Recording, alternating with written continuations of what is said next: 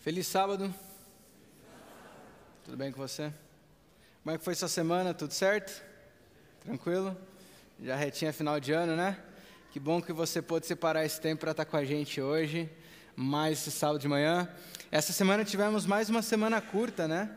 Segunda-feira foi feriado, ontem foi dia de fazer compras. Comprou muita coisa? Eu entrei naquela lógica que eu vi na internet, que o melhor jeito de economizar na Black Friday é não comprar.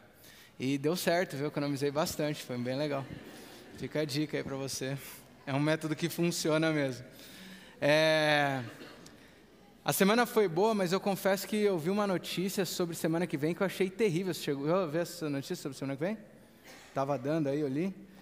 Disseram que semana que vem não tem feriado. Nossa, fiquei pasmo, né? Semana inteira. Vocês querem o quê? Que a gente trabalhe 5 dias? Que absurdo. Por isso que o Brasil não vai para frente, né? Vamos lá. Quero saudar você que está acompanhando a gente pela internet, seja em vídeo, podcast ou algo assim. Você seja bem-vindo também ao nosso meio, que você possa ouvir a voz de Deus aí. Hoje nós estamos entrando aí na reta final.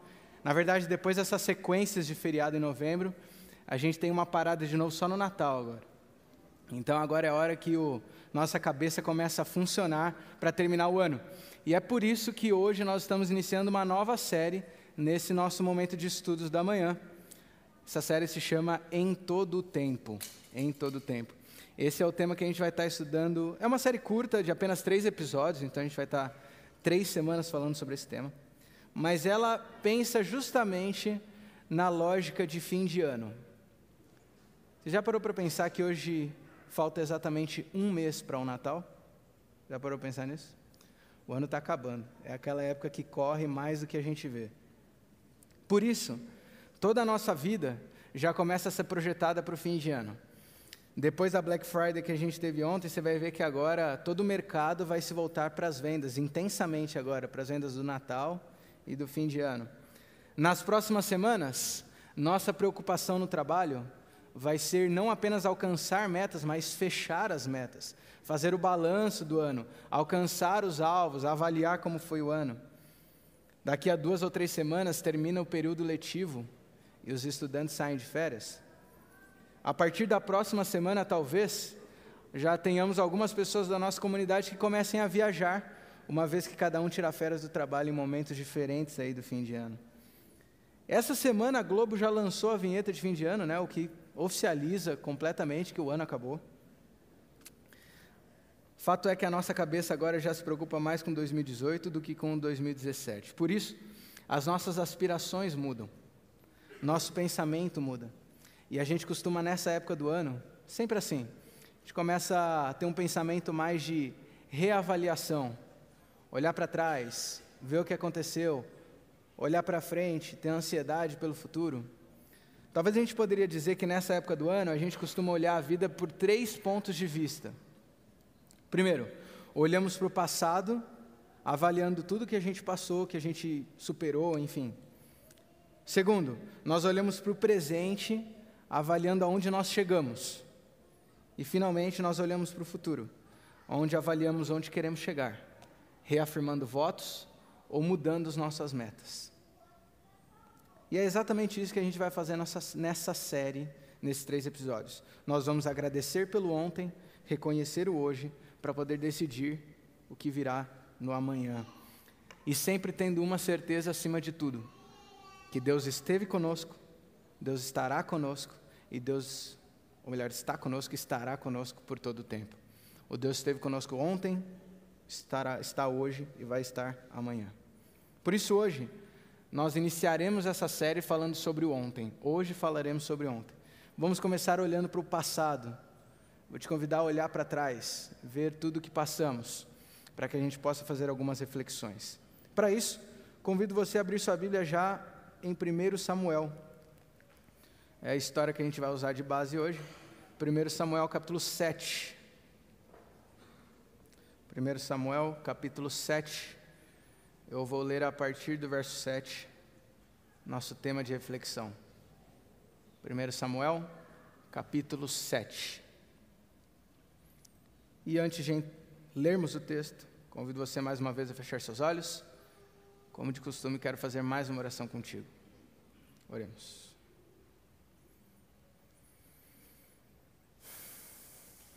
Senhor Jesus,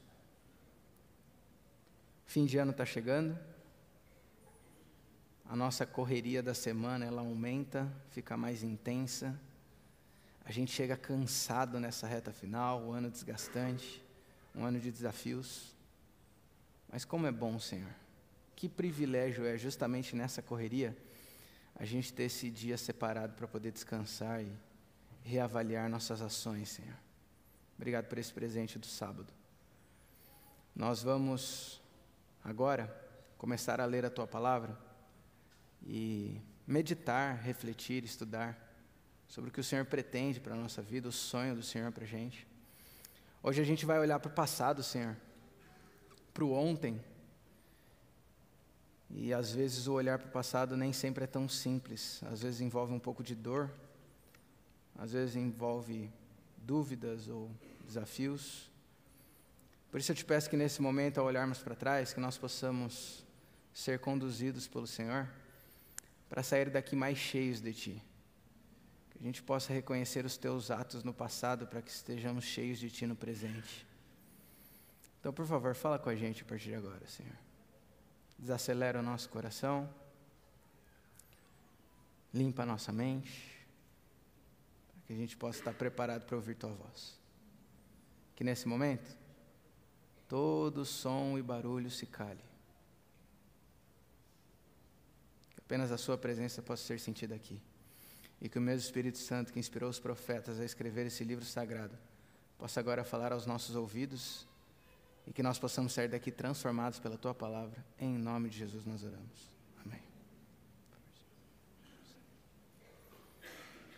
1 Samuel capítulo 7, eu vou ler com você do verso 7 até o verso 12, tá bom? Então você me acompanha na leitura dessa história. A partir do verso 7 a Bíblia diz assim: Quando, pois, os filisteus ouviram que os filhos de Israel estavam congregados em Mispa, subiram os príncipes dos filisteus contra Israel, o que, ouvindo os filhos de Israel, tiveram medo dos filisteus. Então disseram os filhos de Israel a Samuel: Não cesses de clamar ao Senhor nosso Deus por nós, para que nos livre da mão dos filisteus. Tomou, pois, Samuel um cordeiro que ainda mamava e o sacrificou em holocausto ao Senhor. Clamou Samuel ao Senhor por Israel, e o Senhor lhe respondeu. Enquanto Samuel oferecia o holocausto, os filisteus chegaram à peleja contra Israel. Mas trovejou o Senhor aquele dia com um grande estampido sobre os filisteus e os aterrou de tal modo que foram derrotados diante dos filhos de Israel. Verso 11.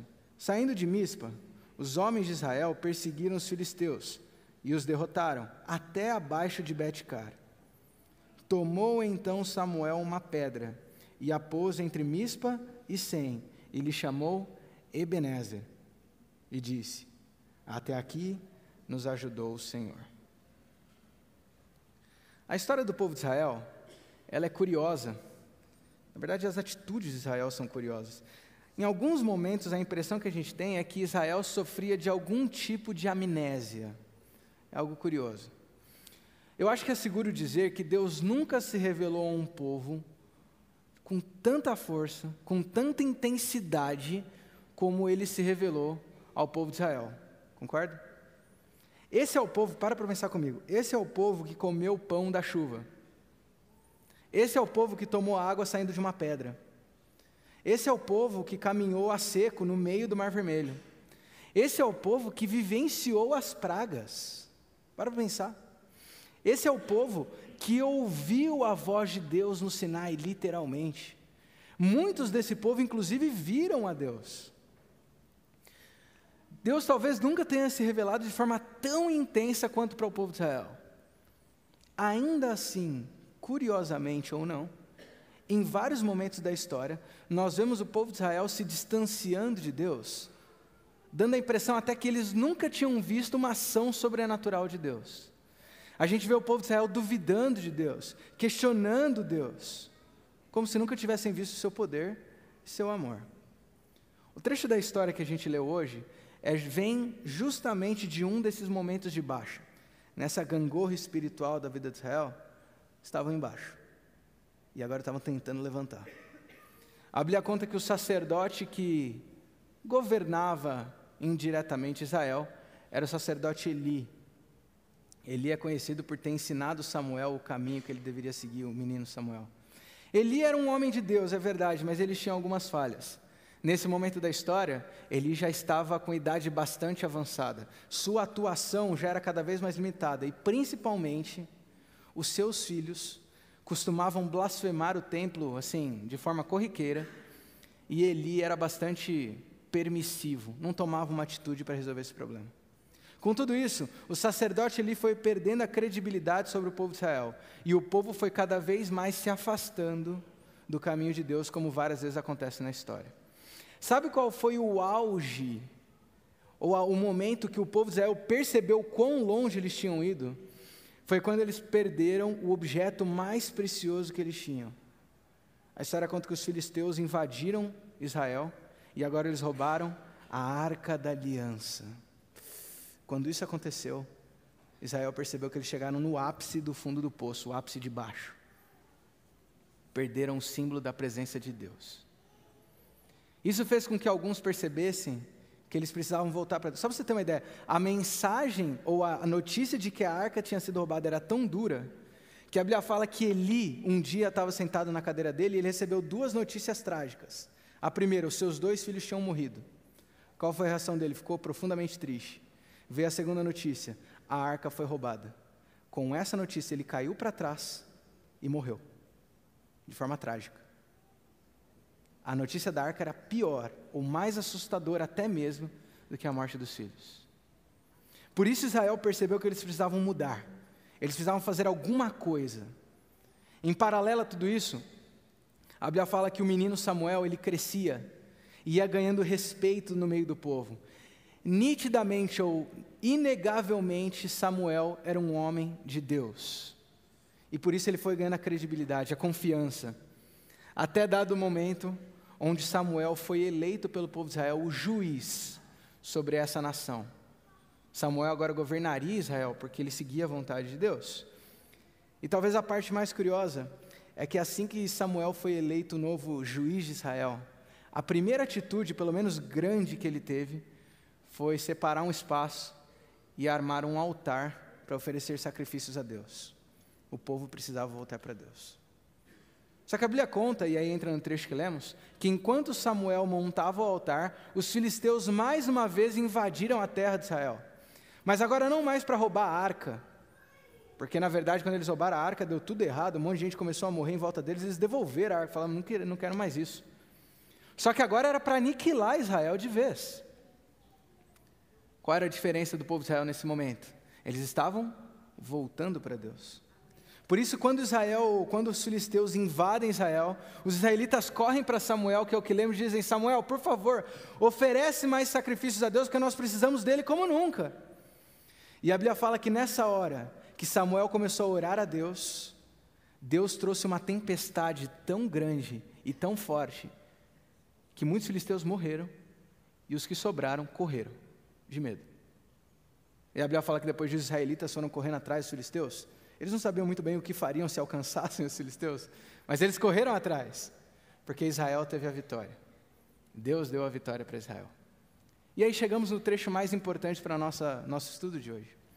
Porque a Bíblia fala que depois de que Deus deu a vitória para Israel, Samuel olhou para essa situação e decidiu criar algo novo. Samuel conhecia a amnésia do seu povo. Samuel sabia que em dado momento Israel esqueceria dessa libertação, mais uma, que Deus havia trazido. O que Samuel fez? Pegou uma pedra e numa região estratégica ali, ele crava essa pedra no chão como uma espécie de monumento. E a esse monumento ele dá o nome de Ebenezer. A palavra hebraica, Eben Haezer, significa literalmente pedra da ajuda. Pedra da ajuda. A ideia de Samuel era que toda vez que algum israelita passasse por essa pedra, eles pudessem lembrar que a ajuda vem de quem? Vem de Deus. Toda vez que eles olhassem esse marco, eles reconheceriam tudo que Deus fez por eles. Era um memorial, um monumento perpétuo da ajuda, proteção e do cuidado de Deus. Por isso, Samuel, ao colocar essa pedra, ele fala a famosa frase: até aqui nos ajudou o Senhor. Tendo essa experiência de Samuel como base, trazendo para a nossa vida agora, olhando para o seu ano de 2017, olhando para trás, quais são os lugares ou marcos que hoje você pode olhar e dizer: até aqui me ajudou o Senhor? Quais são os marcos que você tem na sua vida? Ou melhor, vamos ampliar essa conversa, não apenas 2017. Olhando para a sua história, o seu passado, quais são os momentos da sua jornada com Deus? Quais são os marcos que você pode ou você pôde erigir com Deus para que você tenha a confiança de continuar ou para evitar que você retroceda? Quais são os seus marcos com Deus? Sabe, a gente precisa dessas referências.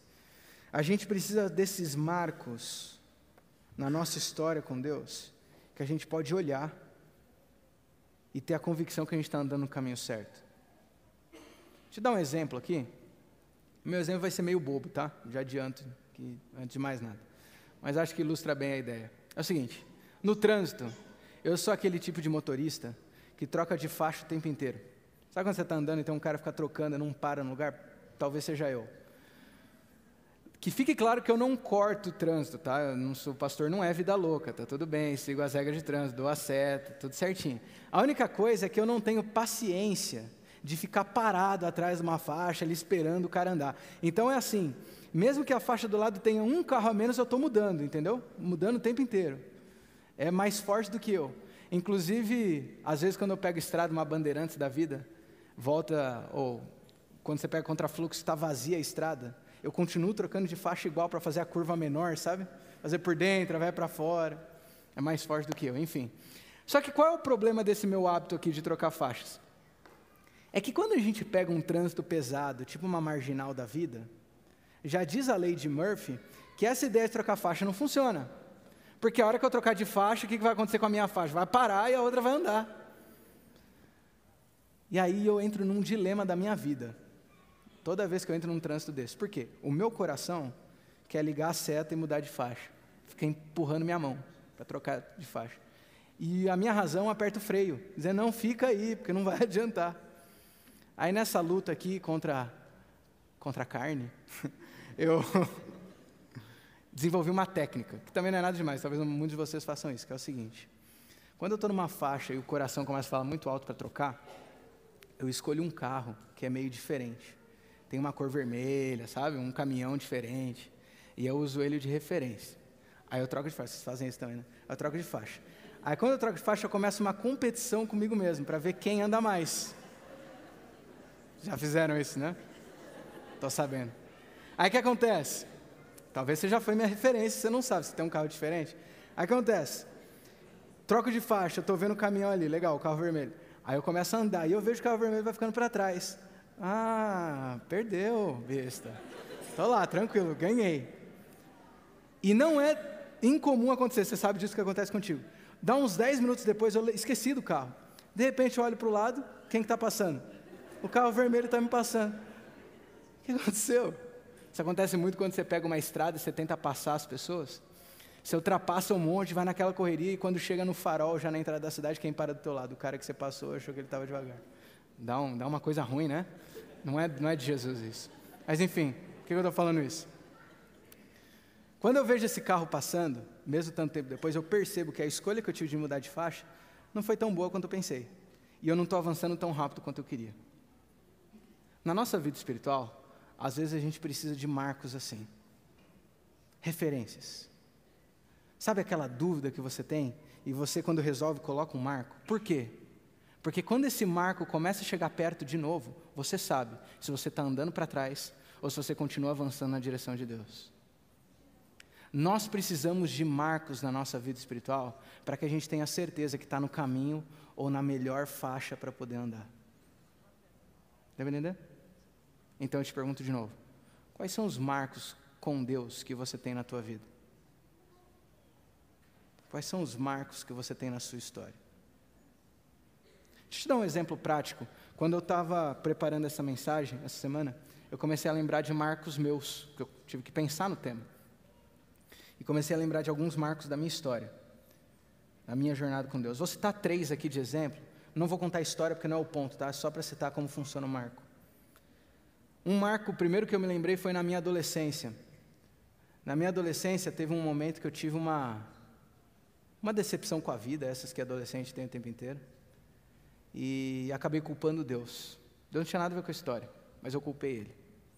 Sou filho de pastor, nasci na igreja, e pela primeira vez na minha vida a decepção foi tão grande que eu duvidei de fato da existência de Deus. Cheguei a perguntar isso em voz alta: será que Deus existe de fato? Eu me lembro que aquilo foi, eu entrei numa crise espiritual muito forte. Em paralelo a esse momento, como um bom adolescente, eu tive uma outra crise num outro assunto, um outro dilema para resolver. Eu estava com um dilema, eu precisava tomar uma decisão, e eu estava em crise com Deus. Eu decidi então fazer uma oração. E eu me lembro como se fosse hoje que eu fiz a oração dizendo: Senhor, eu estou com esse dilema, eu preciso tomar uma decisão, mas eu não sei nem se o Senhor existe. Se o Senhor existe de fato, por favor, me mostra qual direção eu devo seguir. Mas me mostra de tal maneira que eu tenha a convicção que foi o Senhor, não foi por acaso que aconteceu tal coisa. Me lembro que depois dessa oração, alguns minutos depois, eu recebi a resposta de Deus, que foi algo simples, mas para mim, naquele momento, foi tão claro que foi Deus, que eu nunca mais duvidei da existência de Deus. Até hoje, quando algumas dúvidas sobre Deus vêm ao meu coração, é desse marco que eu me lembro. Ele existe porque Ele já me falou. Entende? Um marco. Um outro marco que eu tenho na minha história foi na minha faculdade. E essa história eu já contei aqui, se não me engano, foi no final de 2014. Eu estava no período final da minha faculdade de teologia, e eu tive uma dúvida, comecei a questionar fortemente se eu deveria ser pastor ou não. Comecei a duvidar do meu chamado para ser um pastor. E eu me lembro que num momento de tristeza enorme, eu decidi que eu abandonaria o curso e ia fazer alguma outra coisa da vida. Essa dúvida surgiu no meio de um contexto que tinha a ver com estágio, tinha a ver com trabalho pastoral. E surgiu um problema paralelo a esse que me obrigaria a sair da atividade que eu estava fazendo. Então eu resolvi fazer uma oração. Falei: Senhor, eu estou na dúvida se eu tenho que fazer, se eu sirvo para esse negócio ou não. Se é isso que o Senhor quer para mim ou não. Se é a tua vontade, resolve tal problema para eu poder ficar mais. Senão eu vou entender que não é o caminho. E depois de um tempo, já contei a história, depois de um tempo, Deus interveio de uma maneira tão forte, que eu tive vergonha de ter questionado o chamado de Deus. Até hoje, quando eu me desanimo, ou vejo minhas falhas para com o ministério, que acontece bastante, diga-se de passagem, é desse marco que eu me lembro. Deus já me provou que Ele me chamou. Terceiro exemplo que eu cito e último: quando eu estava terminando minha faculdade, precisava saber onde eu ia trabalhar, mas eu queria ter a convicção que eu ia trabalhar no lugar que Deus queria. Então eu orei e entreguei para Deus. E quando veio o chamado para trabalhar nessa igreja, foi tão diferente, que eu tive uma convicção plena que era a vontade dEle. 4 anos depois, hoje, quando eu me sinto cansado, triste por causa dos erros que eu cometo, é desse marco que eu me lembro. Quais são os seus marcos? Quais são os referenciais, os seus monumentos, que estão cravados na sua história, da sua jornada com Deus? Quais são os momentos do seu passado, que quando você está fraco, triste, com dúvidas, você pode olhar e continuar andando seguro, porque até ali o Senhor te ajudou? Quais são os seus referenciais de Ebenezer? Quais são os seus? Bom, eu espero que enquanto a gente está conversando sobre isso, você esteja aí na sua cabeça fazendo uma recapitulação e tentando lembrar de alguns marcos. Mas é possível também que, tentando fazer isso, você tenha percebido que você não tem esses marcos com Deus. Ou talvez você tenha percebido que você ainda não tem os marcos suficientes para poder continuar avançando. Quando nós falamos do passado, que é o nosso tema de hoje, eu acho que a gente pode dizer, eu lembrei durante a semana, que nós podemos construir pelo menos 3 tipos de marcos com relação ao passado na jornada com Deus. 3 marcos com Deus que a gente pode fazer com relação à história passada. E eu vou falar eles porque talvez isso possa te ajudar a formar os seus marcos hoje. O primeiro desses marcos que a gente pode estabelecer com Deus no passado é o marco da gratidão. O marco da gratidão. Talvez esse seja o primeiro que a gente precisa cravar na nossa história. No livro de Efésios, capítulo 5, verso 18 e 20, a Bíblia diz assim: mas deixem-se encher pelo Espírito, dando graças constantemente a Deus o Pai, por todas as coisas, em nome do Senhor Jesus Cristo. Dando graças constantemente. Quais são os trechos da sua história que deveriam se tornar um marco de gratidão pela atuação, o amor e o cuidado de Deus? Quais são os marcos da sua história que deveriam se tornar um marco de gratidão? Os momentos. Em outras palavras, pelo que você agradece a Deus hoje? Essa é a pergunta. E você sabe que essa pergunta vem bem a calhar com o momento que a gente está vivendo, porque, embora não faça parte do nosso calendário, cada vez mais está entrando de penetra ali a celebração do Dia de Ação de Graças no nosso calendário brasileiro. Pelo que você agradece a Deus? Dia de Ação de Graças consiste, pela tradição, de sentar em volta da mesa com uma boa comida e agradecer a Deus pelas dádivas. Pelo que você agradece a Deus? Agradecendo pelo quê? Quais são os seus marcos de gratidão? Ou perguntando de maneira diferente, talvez essa pergunta seja até mais interessante: será que existe algum momento em sua história que deveria ter se tornado um enorme marco de gratidão, mas que por alguma razão acabou passando batido e quase caindo em esquecimento? Será que a gente está deixando de marcar esses momentos de gratidão? Você sabe que a gratidão, ela é uma forma de reconhecimento. Quando eu agradeço a Deus pelas vitórias que eu tenho, eu estou reconhecendo que quem me deu foi Ele. Por isso, presta atenção, uma conquista no seu passado, no seu ano, na sua história, que não vem acompanhado de um sentimento de gratidão, necessariamente está linkado com independência e autossuficiência de Deus. E esses sentimentos são muito perigosos. Quais são os seus marcos de gratidão a Deus? Quais foram as conquistas que você teve esse ano? Quais foram as metas sonhadas, alcançadas no seu passado recente? Que tal, hoje, colocar uma pedra em cada uma delas, desses momentos, dizendo: até aqui nos ajudou o Senhor? Que tal? Segundo marco para a nossa história, gratidão, aprendizado. O marco do aprendizado. O aprendizado que a gente tem a cada desafio superado. Olha que interessante esse texto de Tiago, capítulo 1, versos 2 a 4. Esse é um texto difícil, mas muito curioso. Tiago, capítulo 1, verso 2 a 4, diz assim, presta atenção: meus irmãos, considerem motivo de grande alegria o fato de passarem por diversas provações. Presta atenção no que o Tiago está falando. Considerem motivo de grande alegria passar por várias provações. Por quê? Pois vocês sabem que a prova da sua fé produz perseverança, e a perseverança deve ter ação completa, a fim de que vocês sejam maduros e íntegros, sem lhes faltar coisa alguma. Felicidade por causa da provação.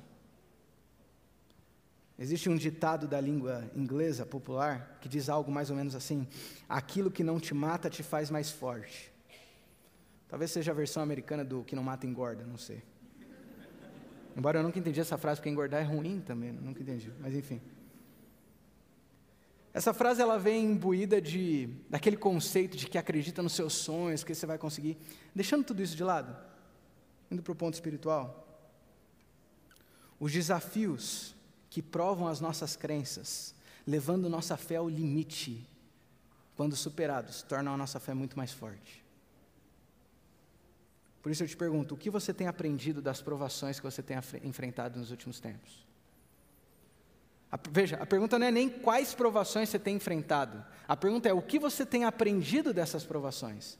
Que marcos de aprendizado você tem colocado em cada uma dessas provações? Esse ano que passou foi um ano difícil para o brasileiro.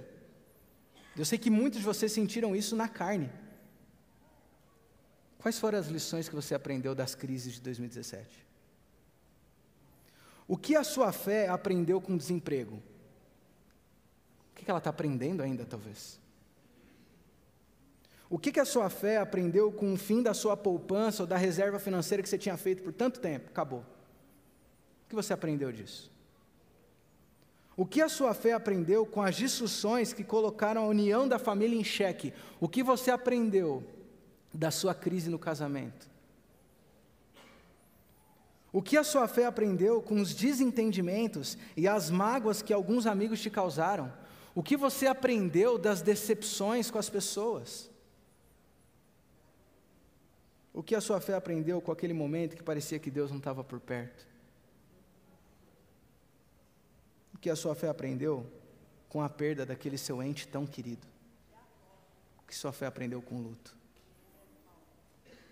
A provação deve ser um motivo de alegria, diz Tiago, porque assim nossa fé se torna mais madura e duradoura. Portanto, quais foram os desafios que você enfrentou? Que tal, hoje, colocar uma pedra em cada uma dessas provações, dizendo, até aqui nos ajudou o Senhor. Gratidão, aprendizado. Terceira e última pedra de hoje. Recomeço. Recomeço. Nós precisamos colocar um marco sobre os erros cometidos, indicando novas atitudes e novos começos.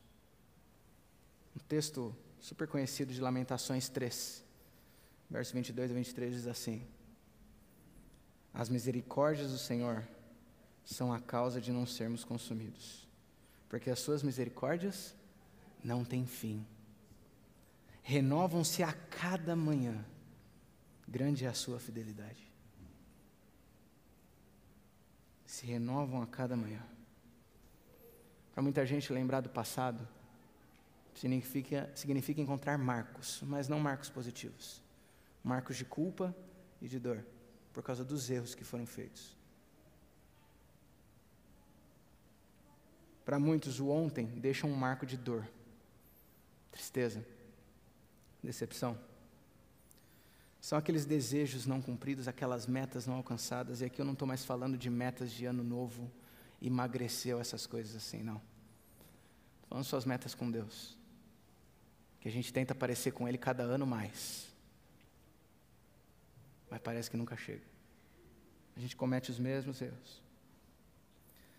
Muitas vezes a sensação que a gente tem é que o nosso passado é um grande dossiê de como temos falhado na tentativa de sermos mais parecidos com Cristo. Já sentiu isso? O nosso passado é muitas vezes um atestado de fracasso na busca pela vida cristã. Hoje, Deus te convida a trocar essa pedra. E aqui que fique claro que a gente não deve esquecer os erros que a gente cometeu. Porque se a gente esquece o erro, a gente corre o risco de cair na mesma coisa, no mesmo erro. O convite de Deus hoje é para você trocar a pedra, para que essa experiência do erro não seja mais um marco da falha, um marco da queda, um marco do pecado, mas seja um marco do recomeço, de uma nova tentativa. Ao invés de ser a experiência do pecado, é a experiência do perdão, da misericórdia. Quais são os marcos de recomeço que você tem na sua vida?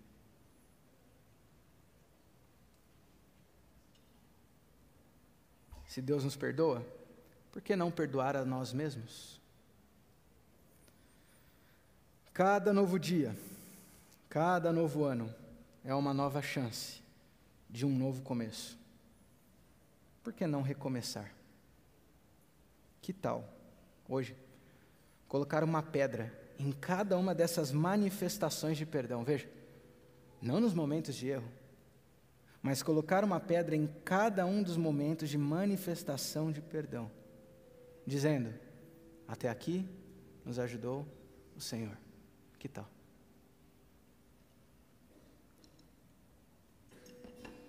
Gratidão, aprendizado, recomeço.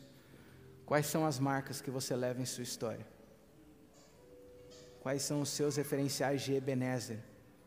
Quais são os seus monumentos do até aqui o Senhor nos ajudou? Comentário bíblico adventista, quando ele comenta a expressão Ebenezer, ele coloca uma frase bem interessante, eu queria dividir com você, ou destacar aqui. Ele diz assim, presta atenção: o crente deve voltar constantemente a Ebenezer, onde ocorrem livramentos providenciais, para desconfiar de si mesmo e chegar a uma entrega plena e total confiança em Deus. O crente precisa voltar constantemente a Ebenezer. Quais são os seus Ebenezers? Quais são os seus marcos de Ebenezer? Da ajuda do Senhor até ali, para que você possa voltar constantemente e enxergar tudo que Deus já fez por você, para te dar confiança que Ele ainda fará. Quais são os marcos da sua história? Termino com uma citação de Ellen White, famosa frase dela, onde ela diz: nada temos a temer quanto ao futuro, a menos que nos esqueçamos como Deus tem nos conduzido no passado. Se você não tem marcos no passado da atuação de Deus, talvez você vá temer o futuro. Portanto, quais são os seus marcos? Quais são os seus momentos de Ebenezer? Qual é o momento da sua história que você pode olhar e dizer: até aqui me ajudou o Senhor? Nós vamos terminar cantando, como fazemos todo sábado, cantando de como Deus foi presente em toda a nossa vida, canção da vida. Eu queria convidar você, enquanto canta essa oração, você possa exercitar, lembrar, estipular, construir alguns marcos na sua história, alguns marcos de Ebenezer, alguns marcos que te lembrem da ajuda do Senhor. Vamos cantar.